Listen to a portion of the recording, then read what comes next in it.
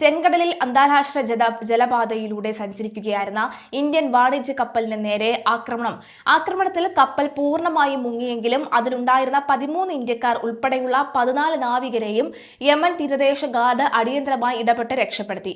ഇവരെ യമനിലെ മുഖ തുറമുഖത്ത് എത്തിച്ചിട്ടുണ്ട്. മാത്രവുമല്ല, MSV ഫൈസെ നൂറെ ഒലിയ എന്ന ഇന്ത്യൻ പതാക ഘടിപ്പിച്ച കപ്പലിന് നേരെ യമൻ തീരത്ത് സമീപത്ത് വെച്ചാണ് ആക്രമണം ഉണ്ടായത്. ആക്രമണത്തിന് പിന്നിൽ ആരാണ് എന്ന് വ്യക്തമായിട്ടില്ലെങ്കിലും നിരായുധരായ സാധാരണക്കാരുടെ വാണിജ്യ കപ്പലിന് നേരെ നടത്തുന്നത് യാതൊരു ന്യായീകരണവുമില്ലാത്ത ആക്രമണമാണെന്ന് ഇന്ത്യ വ്യക്തമാക്കി. ഗാർഡ്സ് ഓഫ് ദി റിപ്പബ്ലിക് എന്നുകൂടി അറിയപ്പെടുന്ന യമനി നാഷണൽ സെമിസ്റ്റേഴ്സ് ഫോഴ്സ് കോസ്റ്റ് ഗാർഡും നാവികസേനാ വിഭാഗങ്ങളും സംയുക്തമായി നടത്തിയ നീക്കത്തിലൂടെയാണ് നാവികരെ രക്ഷപ്പെടുത്തിയതെന്ന് പ്രസ്താവനയിലൂടെ അറിയിച്ചു. ആക്രമണത്തിന് പിന്നിൽ ഹൂതി വിഭാഗമാണെന്നും അവർ കുറ്റപ്പെടുത്തി. കേന്ദ്ര സർക്കാരിന്റെയും വിദേശകാര്യ മന്ത്രാലയത്തിന്റെയും പ്രതികരണം പുറത്തു വന്നിട്ടുണ്ട്. സംഭവത്തെ തുടർന്ന് കേന്ദ്ര വിദേശകാര്യ മന്ത്രാലയവും തുറമുഖ ഷിപ്പിംഗ് മന്ത്രാലയവും ശക്തമായ ഭാഷയിലാണ് പ്രതികരിച്ചത്. പ്രത്യാക്രമണം നടത്താൻ ശേഷിയില്ലാത്തതും സാധാരണക്കാർ സഞ്ചരിക്കുന്നതുമായ ഒരു കപ്പലിന് നേരെ ഉണ്ടായ ആക്രമണത്തെ ഒരു തരത്തിലും അംഗീകരിക്കാൻ കഴിയില്ലെന്ന് ഇന്ത്യ അറിയിച്ചു. ചെങ്കടൽ മേഖലയിൽ വാണിജ്യ കപ്പലുകൾക്ക് നേരെ തുടർച്ചയായി ഉണ്ടാകുന്ന ആക്രമണങ്ങൾ കപ്പൽ ഗതാഗതത്തിനും അന്താരാഷ്ട്ര വ്യാപാരത്തിനും വലിയ ഭീഷണിയാണ് സൃഷ്ടിക്കുന്നത്. അന്താരാഷ്ട്ര ജലപാതകളിൽ ഭയരഹിതമായും സുരക്ഷിതമായും കപ്പലുകൾക്ക് സഞ്ചരിക്കാനുള്ള സാഹചര്യം ഉടൻ പുനഃസ്ഥാപിക്കണമെന്ന് കേന്ദ്ര സർക്കാർ ആവശ്യപ്പെട്ടു. നിലവിലെ സാഹചര്യത്തിൽ തങ്ങളുടെ പൗരന്മാരുടെ സുരക്ഷയ്ക്കാണ് പ്രഥമ പരിഗണനയെന്ന് കേന്ദ്ര തുറമുഖ ഷിപ്പിംഗ് ജലപാത മന്ത്രി സർബാനന്ദ സോനോവാൾ വ്യക്തമാക്കി. 14 ജീവനക്കാരെയും സുരക്ഷിതമായി രക്ഷപ്പെടുത്താൻ സാധിച്ചതിൽ വലിയ ആശ്വാസമുണ്ടെന്ന് അദ്ദേഹം പറഞ്ഞു. മേഖലയിലുള്ള എല്ലാ ഇന്ത്യൻ നാവികരുടെയും സുരക്ഷ പൂർണ്ണമായും ഉറപ്പാക്കുന്നതിനും രക്ഷപ്പെടുത്തിയ ജീവനക്കാർക്ക് ആവശ്യമായ വൈദ്യസഹായവും താമസ സൗകര്യവും ഉൾപ്പെടെയുള്ള കാര്യങ്ങൾ അടിയന്തരമായി ലഭ്യമാക്കുന്നതിനും ഡയറക്ടർ ജനറൽ മാരിടൈം അഡ്മിനിസ്ട്രേഷൻ മന്ത്രി കർശന നിർദ്ദേശം നൽകിയിട്ടുണ്ട്. ഇന്ത്യൻ എംബസി സ്ഥിതിഗതികൾ നിരീക്ഷിക്കുന്നുണ്ട്. സൗദി അറേബ്യയിലെ റിയാദിലുള്ള ഇന്ത്യൻ എംബസി യമൻ പ്രാദേശിക ഭരണകൂടവുമായി നിരന്തരം ബന്ധപ്പെടുന്നുണ്ട്. ജീവനക്കാരുടെ തുടർ സുരക്ഷയും നാട്ടിലേക്ക് മടക്കിയെത്തുന്നതുമായ ബന്ധപ്പെട്ട കാര്യങ്ങളും എംബസി നേരിട്ട് ഏകോപിപ്പിക്കും. കപ്പലിലുണ്ടായിരുന്ന നാവികരെ ഉടനടി രക്ഷപ്പെടുത്തിയ യമൻ കോസ്റ്റ് ഗാർഡിനും പ്രാദേശിക അധികൃതർക്കും കേന്ദ്ര വിദേശകാര്യ മന്ത്രാലയ പ്രത്യേക നന്ദി അറിയിച്ചിട്ടുണ്ട്.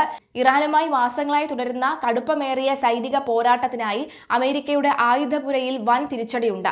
തങ്ങളുടെ പക്കലുള്ള അത്യാധുനിക ദീർഘദൂര ആക്രമണ മിസൈലുകളിൽ ഭൂരിഭാഗവും ഉപയോഗിച്ചു തീർത്തതായ അന്താരാഷ്ട്ര മാധ്യമമായ റോയിറ്റേഴ്സും CBS ന്യൂസും പുറത്തുവിട്ട റിപ്പോർട്ടുകൾ വ്യക്തമാക്കുന്നു. ഓപ്പറേഷൻ എപ്പിക് ഫ്യൂറി എന്ന് പേരിട്ട സൈനിക നീക്കത്തിന്റെ ഭാഗമായി നടത്തിയ തുടർച്ചയായ അപ്രതീക്ഷിത ആയുധക്ഷമതയിലേക്കും തള്ളിയിട്ടിരുന്നത്. മാത്രവുമല്ല, കടുത്ത ആയുധക്ഷാമം നേരിടുന്നതോടുകൂടി അമേരിക്കൻ സൈന്യത്തിന്റെ ആഗോള പ്രതിരോധ ശേഷിയെക്കുറിച്ചും വലിയ ചോദ്യചിഹ്നമാണ് ഉയരുന്നത്.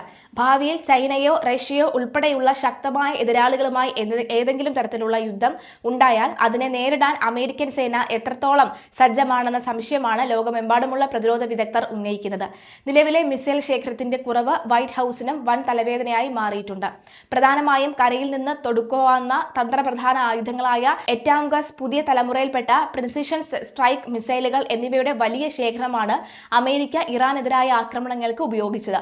ഇവയിൽ ഭൂരിഭാഗവും ഇപ്പോൾ തീർന്ന മട്ടാണ്. അമേരിക്കൻ സൈന്യത്തിന് ആൾനാശം സംഭവിക്കാതിരിക്കാൻ പൈലറ്റുള്ള യുദ്ധവിമാനങ്ങൾ ഇറാന്റെ വ്യോമ അതിർത്തിയിലേക്ക് നേരിട്ട് അയക്കുന്നതിന് പകരം ദീർഘദൂര പ്രിസിഷൻ മിസൈലുകളെയാണ് ട്രംപ് ഭരണകൂടം വ്യാപകമായി ആശ്രയിച്ചത്. കടലിൽ നിന്നും അന്തർവാഹിനികളിൽ നിന്നും തൊടുക്കുന്ന അമേരിക്കൻ ആയുധ ശേഖരത്തിലെ ടോമഹോക്ക് ക്രൂയിസ് മിസൈലുകളിൽ പകുതിയും ഇറാൻ യുദ്ധത്തിൽ ഇതിനോടകം തന്നെ ഉപയോഗിച്ചു കഴിഞ്ഞു. ആക്രമണ മിസൈലുകൾക്ക് പുറമെ പ്രത്യാക്രമണങ്ങളെ ചെറുക്കാനുള്ള പ്രതിരോധ സംവിധാനങ്ങളിലും വൻ കുറവുണ്ടായിട്ടുണ്ട്. പാട്രിയാറ്റ് ഇൻസ്പെക്ടറുകളുടെ 65% അത്യാധുനിക എയർ ഡിഫൻസ് സിസ്റ്റമായ താഡ് മിസൈലുകളുടെ 39% US സൈന്യം ഇതിനോടകം തന്നെ ഉപയോഗിച്ചു കഴിഞ്ഞുവെന്നാണ് വിവിധ പ്രതിരോധ പഠന കേന്ദ്രങ്ങൾ വിലയിരുത്തുന്നത്. കൂടാതെ മധ്യപൂർവേഷ്യൻ മേഖലകളുടെ ചുമതലയിലുള്ള US സെൻട്രൽ കമാൻഡിന്റെ പക്കലുണ്ടായിരുന്ന മിസൈൽ ശേഖരം ഏതാണ്ട് പൂർണ്ണമായി അവസാനിച്ച മട്ടാണ്. നിലവിൽ ലോകത്തിന്റെ മറ്റ് ഭാഗങ്ങളിൽ വിന്യസിച്ചിരുന്ന US ആയുധ ശേഖരത്തിൽ നിന്നും തന്ത്രപ്രധാന കേന്ദ്രങ്ങളിൽ നിന്നും തുടക്കത്തിൽ മിസൈലുകൾ ഇങ്ങോട്ട് എത്തിച്ചാണ് അമേരിക്ക താൽക്കാലികമായി കാര്യങ്ങൾ മാനേജ് ചെയ്തിരുന്നത്.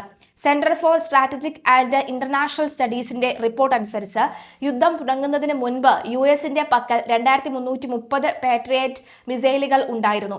എന്നാൽ ജൂലൈ അവസാനത്തോടെ ഇത് 759 മുതൽ 827 ചുരുങ്ങി. അതുപോലെ 452 താഡ് മിസൈലുകൾ ഉണ്ടായിരുന്നത് ഇപ്പോൾ വെറും 234നും 278നും ഇടയിലേക്ക് കൂപ്പുകുത്തി. പഴയ ശേഖരത്തിലേക്ക് തിരിച്ചെത്താൻ കുറഞ്ഞത് 2029 മധ്യത്തോടെ മാത്രമേ സാധിക്കൂ എന്നും കണക്കുകൾ വ്യക്തമാക്കുന്നു. അതിനിടെ ഹോർമോസ് കടലിടുക്കിലെ നയതന്ത്ര ചർച്ചകൾ പുനരാരംഭിക്കുന്നതിനായി ഇറാനുമേലെയുള്ള വലിയ തോതിലുള്ള ആക്രമണങ്ങൾ താൽക്കാലികമായി നിർത്തിവെച്ചതായി പ്രസിഡന്റ് ട്രംപ് പ്രഖ്യാപിച്ചു.